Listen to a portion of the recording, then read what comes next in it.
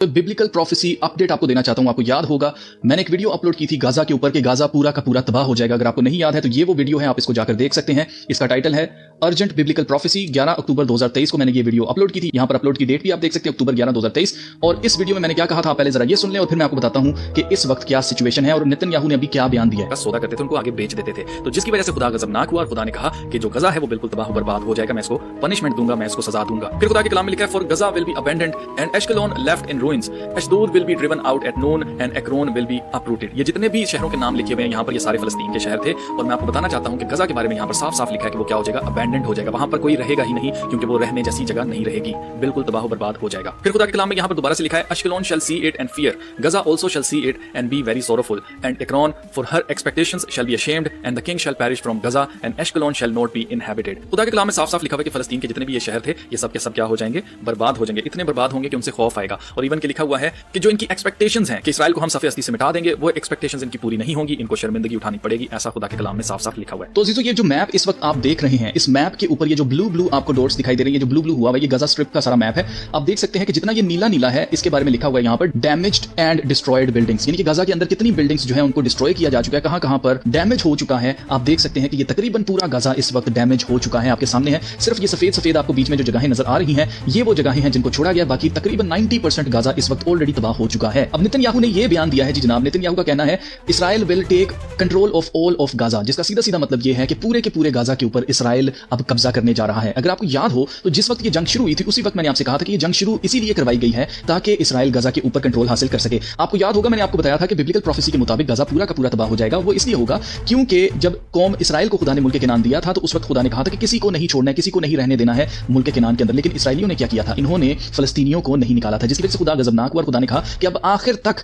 ये कौम जो है वो जैसे सांप के मुंह में हड्डी होती है ना, कहते हैं कि ना वो निगली जाती है ना वो उगली जाती है, बिल्कुल इसी तरह से इसराइल के लिए फलस्तीन हमेशा पेनफुल रहेगा, आखिर तक रहेगा। मैं आपको बताना चाहता हूं यहाँ पर सिर्फ हम गाजा की बात कर रहे हैं, जबकि अगर आप नोट करें तो इसराइल के अंदर फलस्तीन है और फलस्तीन के अंदर फलस्तीनी अभी भी रहते हैं जो कि एंड तक रहेंगे। लेकिन गाजा जो है उसके बारे में प्रोफेसी है कि वो मुकम्मल तौर पर तबाह कर दिया जाएगा। आप इस न्यूज़ आर्टिकल में पढ़ सकते हैं Gaza will be entirely destroyed. Israeli minister का कहना है कि इसराइल गजा को मुकम्मल तौर पर तबाह और बर्बाद करके छोड़ेगा और इसके अंदर अपने लोगों को आबाद करेगा। और यहाँ पर जितने फलस्तीनी, आपको याद होगा ट्रंप ने कहा था कि हम गाजा के जो लोग हैं उनको किसी और जगह शिफ्ट कर देंगे और गाजा के ऊपर ट्रंप अपनी बिल्डिंग्स बनाएगा, इंफ्रास्ट्रक्चर एक नया लगाया जाएगा और इसराइली जो फोर्सेज हैं वो यहाँ पर कब्जा करेंगी इस जगह का।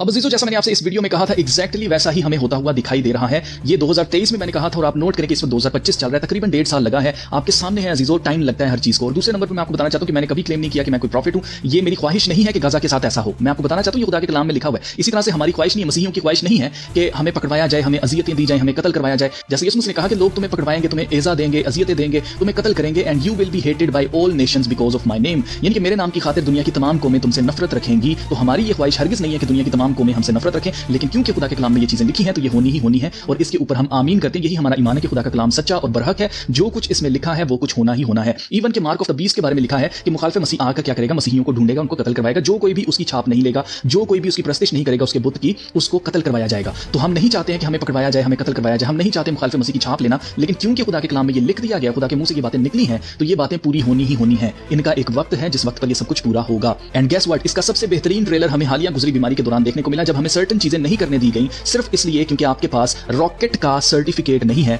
इसलिए आप ट्रैवल नहीं कर सकते थे, आप किसी रेस्टोरेंट में जाकर खाना नहीं खा सकते थे, आप किसी शॉपिंग सेंटर के अंदर जाकर शॉपिंग नहीं कर सकते थे। बाय और सेल आपको नहीं करने दिया जा रहा था सिर्फ इसलिए क्योंकि आपके पास निशान के तौर पर एक सर्टिफिकेट नहीं है कि आपने हाँ जी रॉकेट लिया है कि नहीं लिया है। तो जीजो सेम इसी तरह से जब मुखालिफ मसीह का दौर आएगा तो जब आपके पास छाप नहीं होगी तो आपको खरीदो फरोख्त नहीं करने दी जाएगी। तो जीजो अब जब ये सब कुछ हमें खुदा के कलाम में लिखा हुआ पूरा होता हुआ दिखाई देता है तो हमें यकीन है कि जो कुछ खुदा के कलाम में लिखा है कि यीशु मसीह वापस आएंगे, जमीन के ऊपर खुदा की बादशाहत कायम की जाएगी, तो यस ये सब कुछ भी बहुत जल्द पूरा होने वाला है।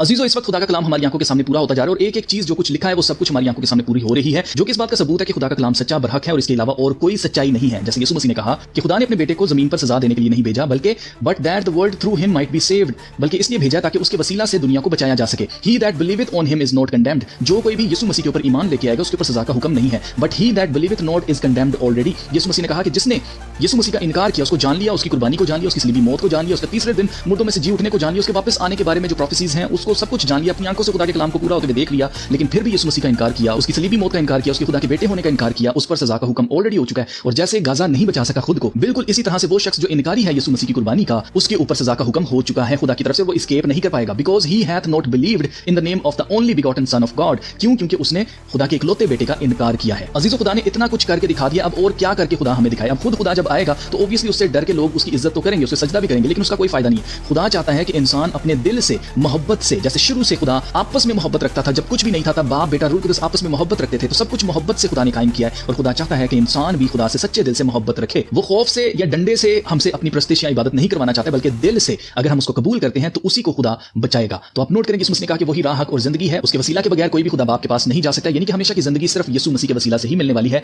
पूरी दुनिया में और कोई रास्ता नहीं है, रास्ता सिर्फ एक ही है, क्योंकि एक ही खुदा है और एक ही रास्ता है। इसीलिए यीशु मसीह ने कहा कि आई एम द डोर, मैं दरवाजा हूं। By me if any man enter in he shall be saved. जो मुझसे दाखिल होगा वही निजात पाएगा। तो जो कोई भी निजात पाना चाहता है, हमेशा की जिंदगी हासिल करना चाहता है, रास्ता सिर्फ एक ही है और वो यीशु मसीह। और अजीजों, मैं आपको बताना चाहता हूं, अक्सर लोग समझते हैं कि हम अच्छे अमाल कर लेंगे, हमारे अच्छे अमाल जितने ज्यादा होंगे ना, उतना ज्यादा गारंटी है कि हम हमेशा की जिंदगी पाएंगे या जन्नत में जाएंगे। तो अजीजों, मैं आपको बताना चाहता हूं, जब आप जज के सामने पेश किए जाते हैं ना इस दुनिया के अंदर भी, अगर आपने कत्ल किया है तो जज आपके अच्छे कामों को नहीं देखेगा, जज देखेगा कि आपने कत्ल किया, आप पे कत्ल साबित हो गया, उसने आपको सजाए मौत देनी ही देनी है। आप जज से ये नहीं कह सकते देखो मैंने तो ये अच्छे काम भी किए, मैंने तो कितने गरीबों को खाना खिलाया, कितने गरीबों को मैंने कपड़े लेकर दिए हैं, जो नंगे थे उनको मैंने कपड़े लेकर दिए और फलां फलां चीजें की, मैंने इंसानियत की कितनी खिदमत की है। जज आपके अच्छे कामों की वजह से आपका कत्ल माफ नहीं करेगा। इसलिए अजीजों, जो खुद से हम कोशिश कर रहे हैं अच्छे काम करने की, वो हमें नहीं बचा सकते हैं। जो रास्ता खुदा ने बनाया है वही रास्ता है, उसी पर चलकर हम हमेशा की जिंदगी में दाखिल हो सकते हैं, अदरवाइज कोई रास्ता नहीं है।